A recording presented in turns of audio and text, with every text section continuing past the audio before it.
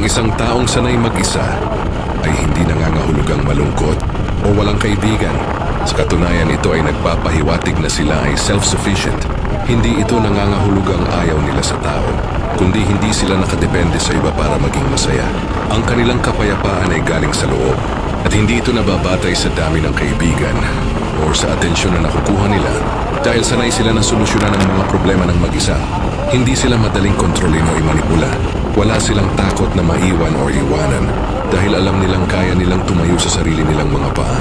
Ang kanilang lakas ay nasa kanilang kalayaan na gawin ang anumang gusto nila nang walang inaalala. Matalas na paningin habang abala ang iba sa pakikipag-usap.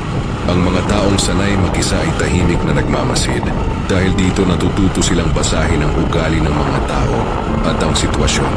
Alam na nila ang mga mangyayari bago pa man ito magsimula. Hindi natatakot sa pagbabago dahil alam nilang kaya nilang mabuhay ng mag-isa. Hindi sila natatakot na iwan ang isang bagay na hindi na nakakatulong sa kanila. Kahit masakit kaya nilang magsimula muli, ang kanilang lakas ay nasa kanilang kalayaan